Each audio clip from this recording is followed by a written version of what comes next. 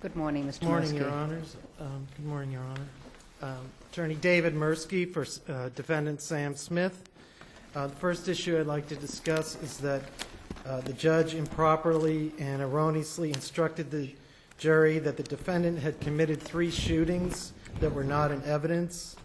The defense counsel brought this to the judge's attention, and his response, which is in my appendix at 357, record RA 357, was, well, that's for the jury to determine.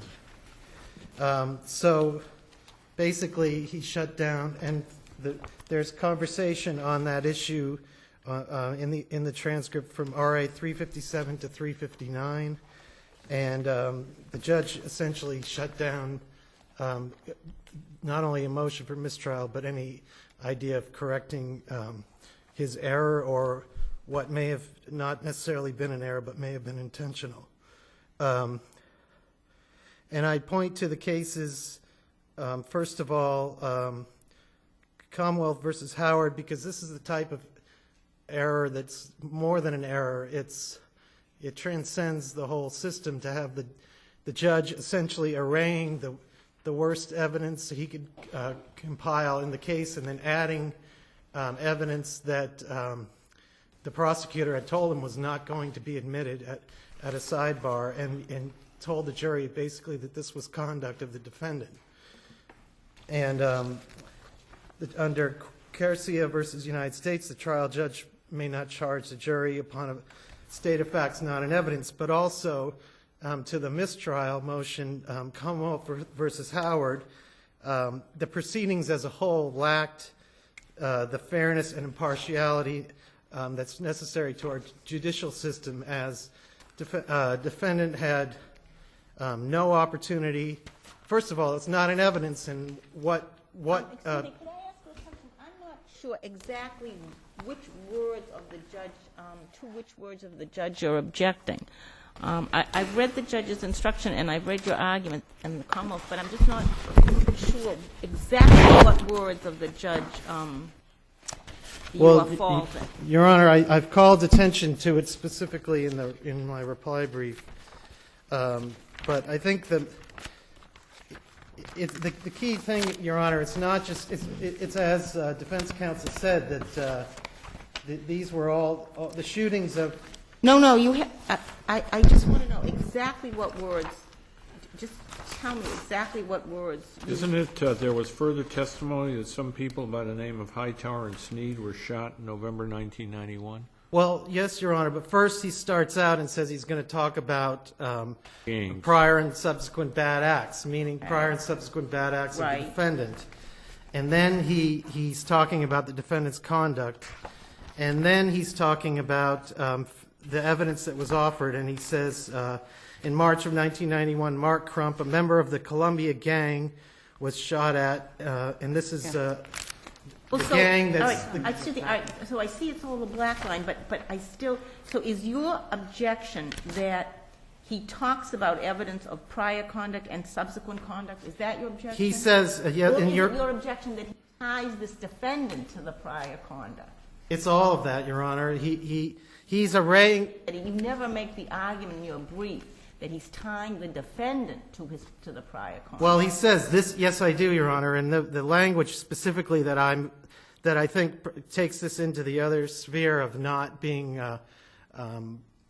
proper for our judicial system is when he says that this evidence, the shootings of Crump, Hightower, and Sneed, was evidence of his prior conduct and subsequent conduct. And defense counsel brought that specifically to his attention, as I noted in the transcript.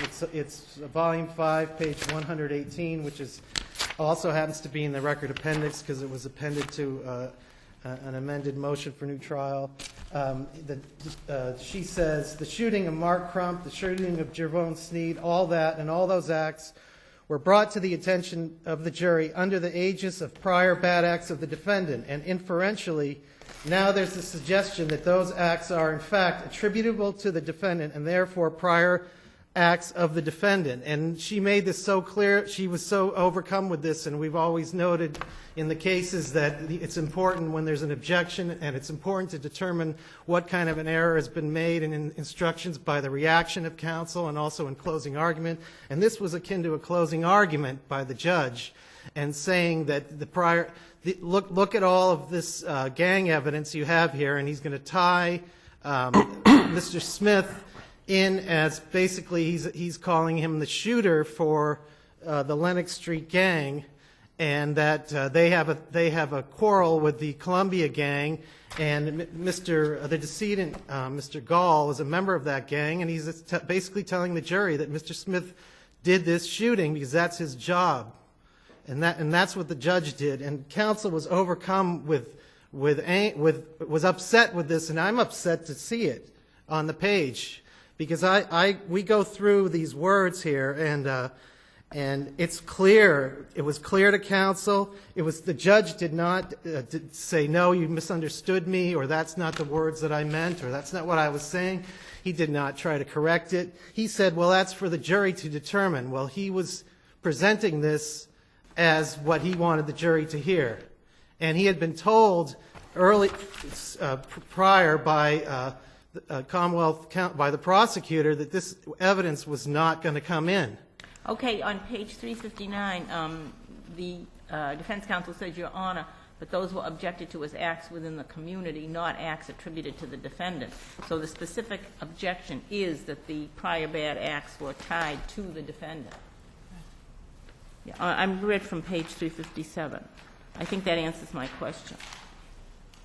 Well, your point is we got to read whatever we got to read what the judge said in the context of what the prosecutor argued.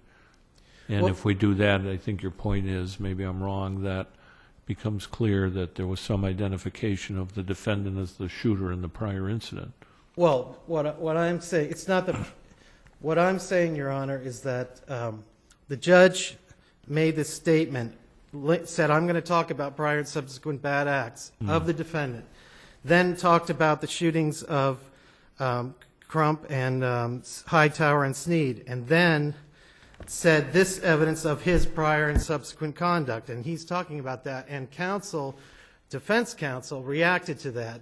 The prosecutor, who knew that he had told the judge that this evidence was not going to come in, didn't say anything, didn't correct it, let it happen. Well, evidence of these shootings did come in, evidence that they had occurred, yes? Your Honor, that came in, and that was objected to, and came in as hearsay, essentially under Sergeant Murner, and that's part of the second issue on the gang evidence. But that was hearsay evidence. There's no actual record of it. There's no record of those things. Only that. But attributing it to the defendant did not come in as evidence, Your Honor. It did not, and it specifically did not. The prosecutor was offering it as motive evidence, right? That these things were happening. Not that the defendant. Not that the defendant. No. The community. I mean, that this was an issue between these gangs. Yes, and Your Honor, I would also point out that leads to that type of evidence is not admissible. It's inadmissible hearsay. Mr. Sergeant Murner specifically said where his information was coming from, and it's at transcript volume 3, pages 201 to 202, and he said his information came from informants, street sources of information, the school police, teachers, probation officers, and enemies. Essentially, it's hearsay. And there was nothing of this presented to the jury as directive from his personal knowledge. It was all hearsay. It was inadmissible. And he was essentially, even in his form, without the evidence, he was as there was no instruction that gang affiliation evidence itself is improper and prior bad act evidence, that wasn't corrected, and so that was inadmissible evidence that came in and was not corrected. However, you're distinguishing, I take it, the evidence of gang affiliation, which may be very relevant indeed, and has been found to be relevant in lots of cases in which gang strife is part of the motive. You're separating that out from the issue of these shootings.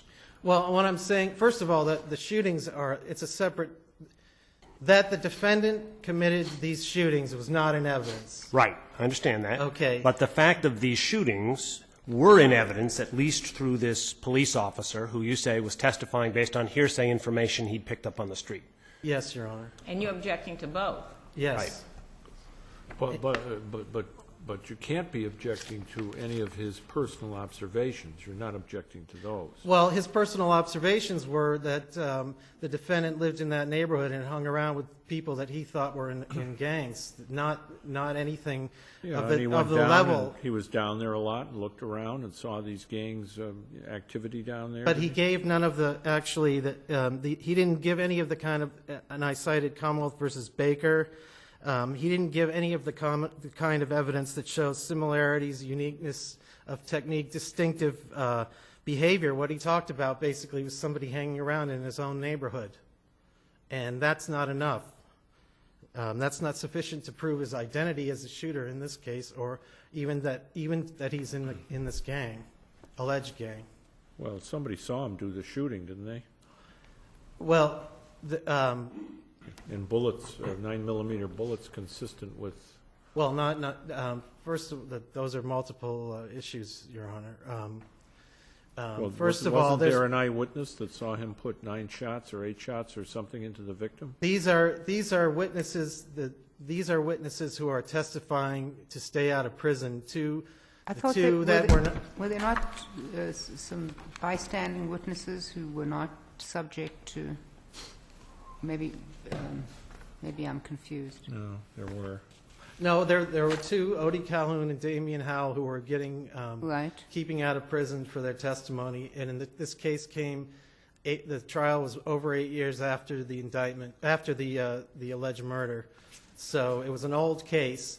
The other witness, who allegedly is spoken by the Commonwealth as having been an eyewitness, actually said in her testimony, and this is Karen Fernandez, that she did not see the face of the shooter. So, What about Julio Fernandez? Karen Fernandez? No. Her father? Her The father is just accompanying. His testimony is not observing or identifying. But she says she saw Sam. She seconds saw him in thereafter. that area, but she saw him afterwards. But she doesn't. She says she did not see the face of the shooter. That's what I'm saying. Is it possible that the judge's statement, this evidence of his prior conduct and subsequent conduct, that's referring to his involvement in the group? Your Honor, he is attributing that conduct to the defendant, and the standard for reviewing that is what a reasonable jury would have determined. And now the motion judge said it was he misspoke. Okay, well that's at least acknowledging, and that's enough to make what a reasonable jury, saying that a reasonable jury would have taken this, what she considered the motion judge would have considered the wrong way. But what I'm saying is it's beyond that, and you can see it from the record, and you need to look at the record and what they talked about in the bench conference, and it was clear that the judge knew what he said, he knew what the inference that he made, and he knew that he was saying that the defendant had done these shootings, and he thought that was fine. Maybe he confused what the prosecutor had said to him. Maybe he had confused that with evidence, having been told that in the middle of the trial, that by the way, I'm saying that defendant did these shootings, but I'm not going to offer it as evidence because I know it's not admissible. Maybe he took that the wrong way. Maybe he made an honest mistake.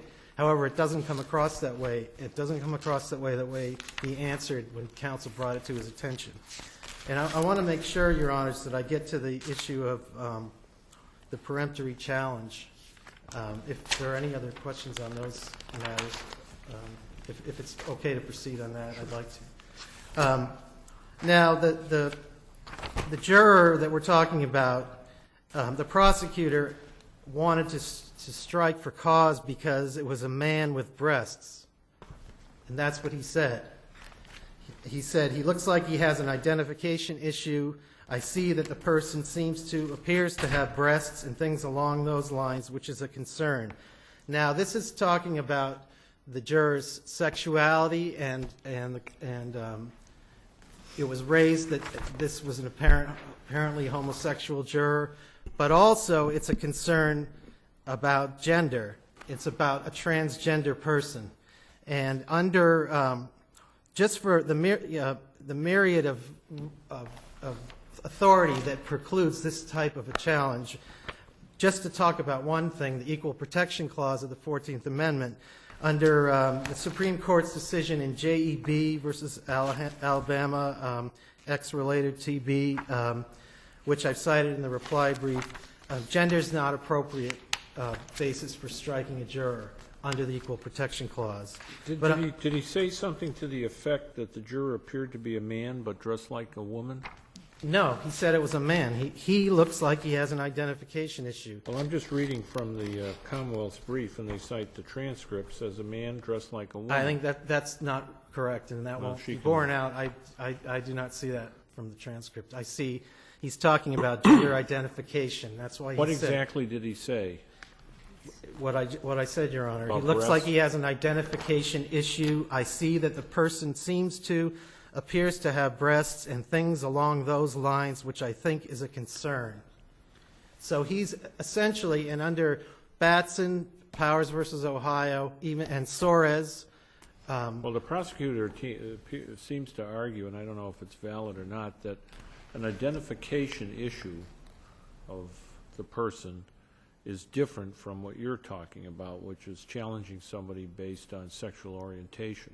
But that's not, we're talking about gender identification, Your Honor. The man appears to have breasts. That's the prosecutor's quarrel with this person being on the jury. The man appears to have breasts. And identification. And that's improper. And identification issues. Identification said. in terms of sex, Your Honor. That's the issue. Sex identification. I see that he says that. He looks like he has an identification issue. I see that the person appears to have breasts and things along those lines, which I think is a concern. That's not saying that the person's a transvestite. Okay, that's saying that the person has breasts. And transgender individuals, as can be taken from, the court can take, I mean, that's transgender. I mean, I don't see any doubt about that.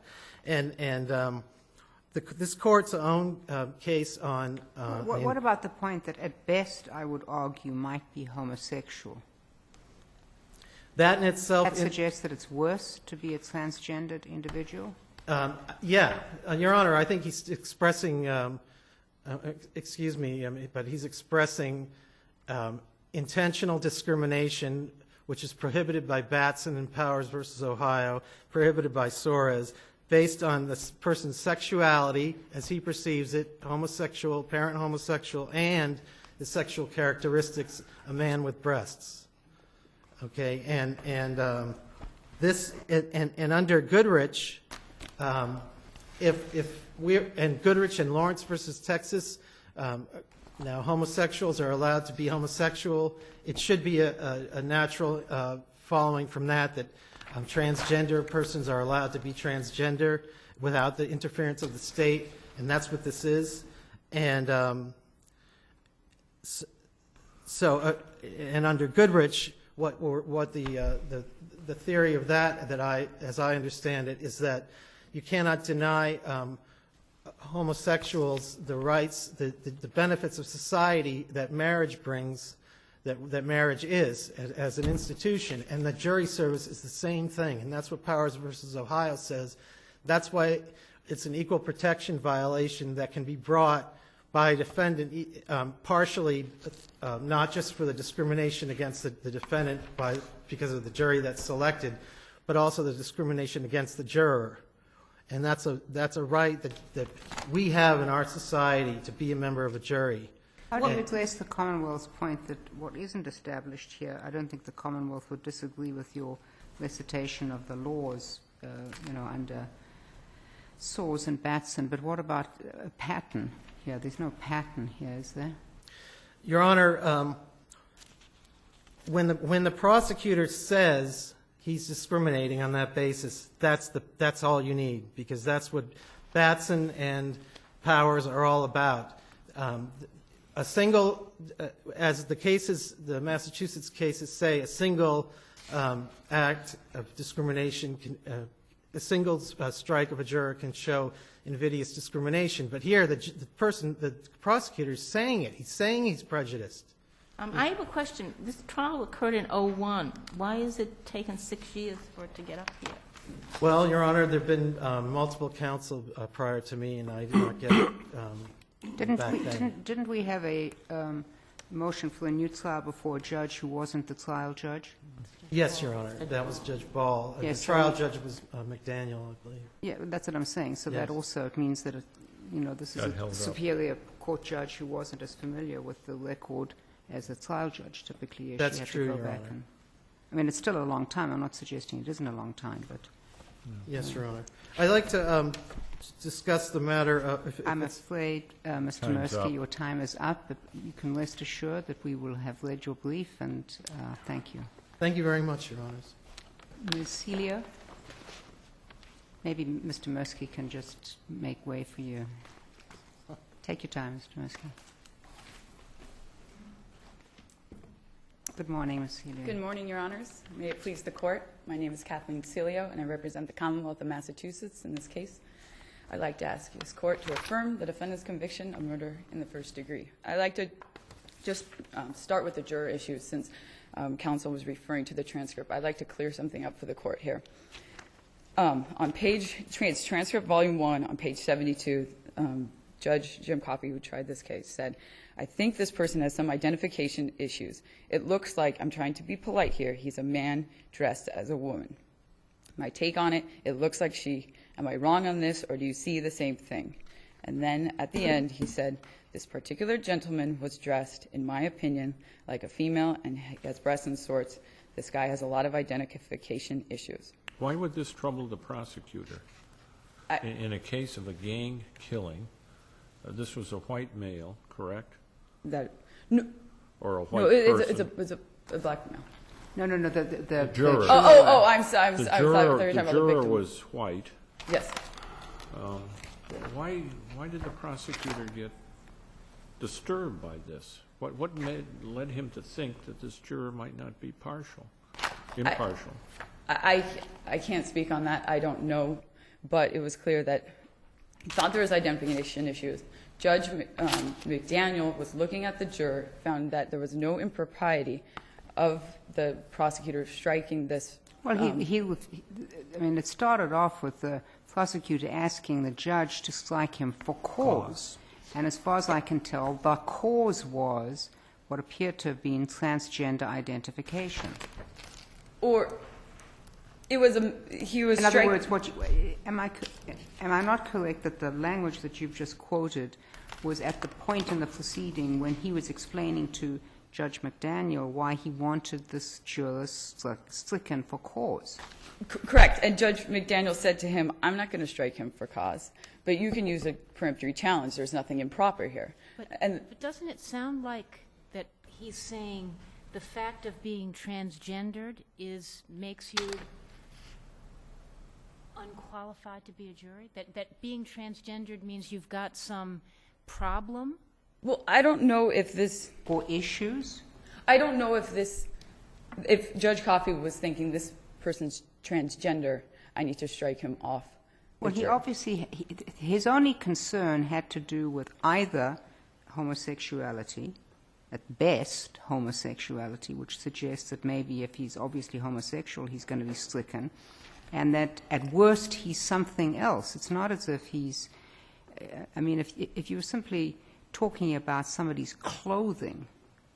Well, he was talking about, he was a man Breasts are not clothing. dressed as, no, that is correct. But I can't speak for why he was doing it. But at the time, it wasn't unconstitutional. Well, furthermore, you can't say, I think you do say there's no pattern here, but how do you establish a pattern? How do you tell on a given jury how many people might be homosexual or not? Or transgender? Or transgender, Or which is not. transgendered. So, to say there's no pattern when there's no really obvious signs of sexual orientation strikes me as a little bit absurd. Well, there was no pattern, and there was no obvious sign of his sexual orientation. My point is, how do you tell, this juror apparently had some physical manifestations that led him to do what he did, but how do you tell, other than that, whether anybody else in the voir dire, of which, there might be 70 people out there getting on the panel, so on, are in fact homosexuals? But you don't even need a pattern here, because the reason that you look at pattern evidence is that you are inferring from the pattern that someone is striking jurors for an improper reason. It's very clear why Mr. Coffey was striking this juror. That is correct. So the pattern is somewhat irrelevant in this case, isn't it? It is, but, I mean, at the time, I mean, if you want to draw the worst inference, which from what he was doing, it was not unconstitutional at the time. I mean... Didn't we have laws in the Commonwealth that said that you couldn't discriminate, or statutes that you couldn't discriminate against people on the basis of sexual orientation? You had it based on the person's sex, and here he did not. No, sexual orientation. 151B and that whole line of cases, it was illegal in the Commonwealth to discriminate on the basis of sexual orientation, I thought. It was. But I guess you're saying the jury, sure. the peremptory challenge cases hadn't reached that point yet.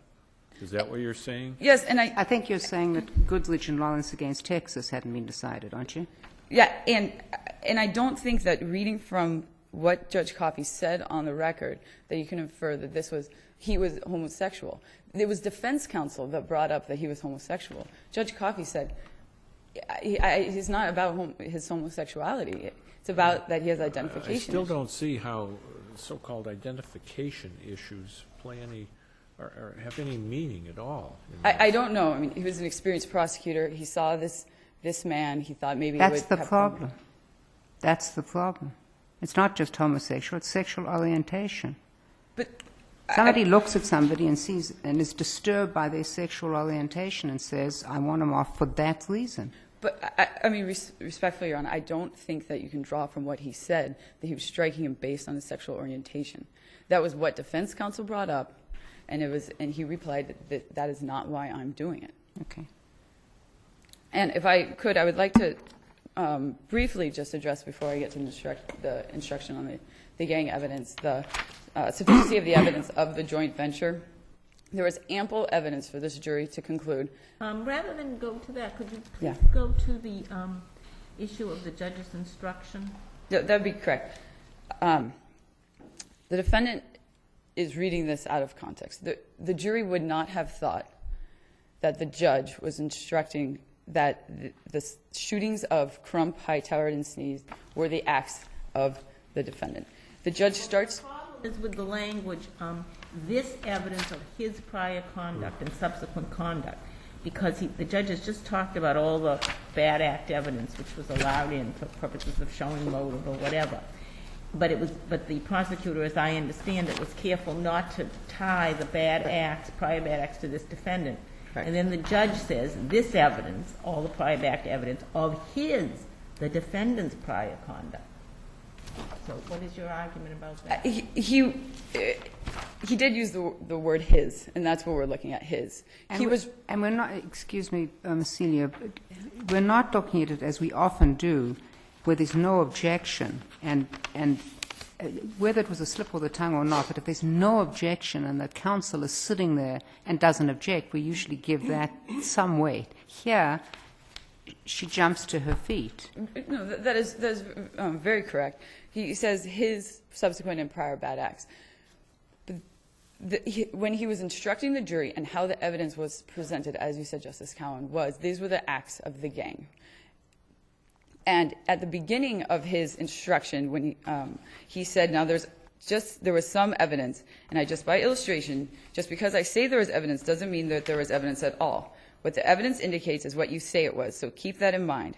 By way of illustration, as I recall, there was testimony in this case. So there were illustrations. The jury would not have thought that what the judge was referring to was evidence.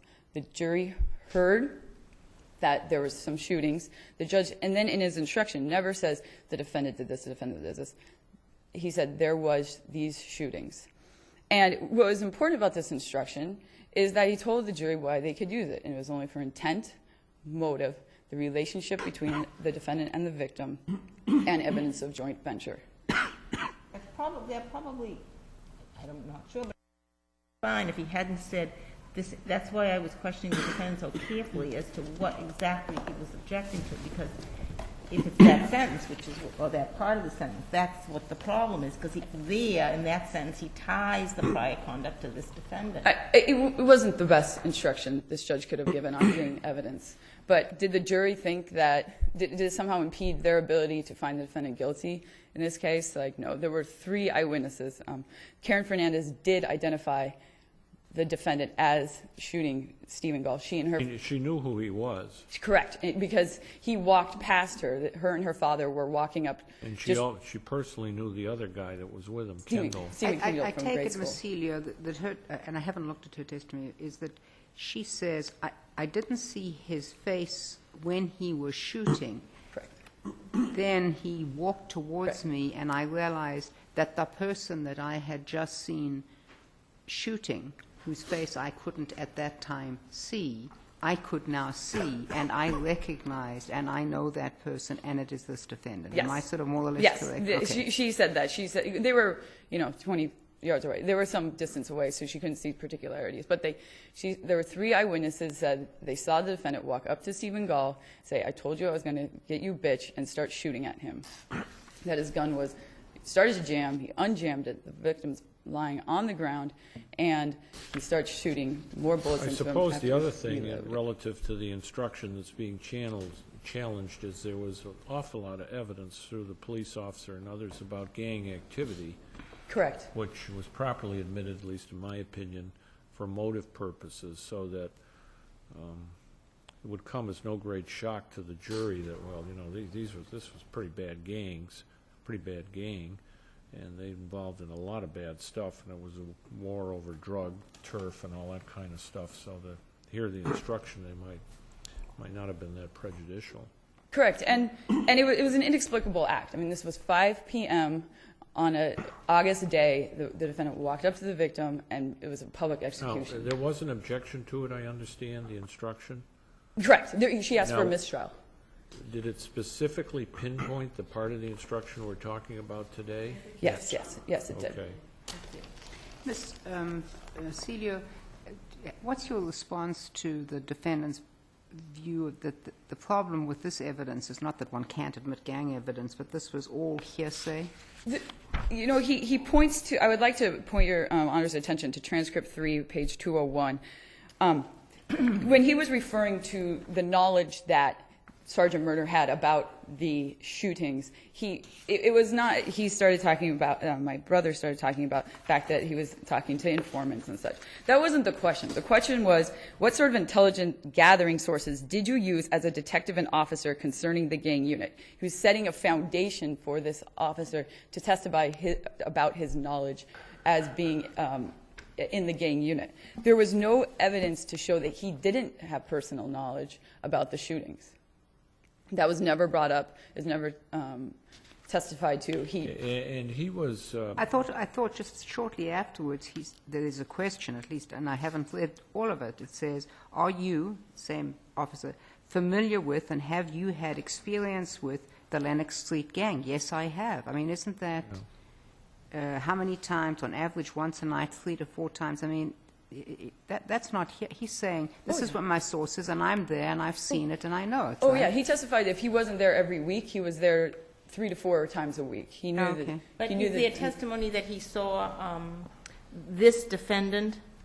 Well, the testimony is that he saw this defendant with the same people. Correct. 3 to 4. Well, he said, do you know the defendant? Yes, I do. Correct. And he had some expertise in this because he was part of the anti-gang unit. That is correct. I mean, he wasn't just the local cop on the beat. He had specialty experience with gangs and how they operate and so forth. That is correct. And he explained to the jury the characteristics of the game, how he had knowledge about the Lenox Street area. He was there, as I said, at least 3 to 4 times a week, saw the defendant there. This was a very knowledgeable officer. And I take it that David Walker, Victor Lantas, Kenny Walker, also known as KJ, Roscoe Hurley, Kareem Richardson, known as Fleaball, Gary Bond, Antonio Harmon, Stephen Kindell, were somehow identified as being part of that gang too? Yes, that is correct, because he would see them in the company of the defendant. And if your honors have no further questions, the Commonwealth relies on its brief and asks you to affirm the defendant's Thank you, Ms. conviction. Celia. Thank you.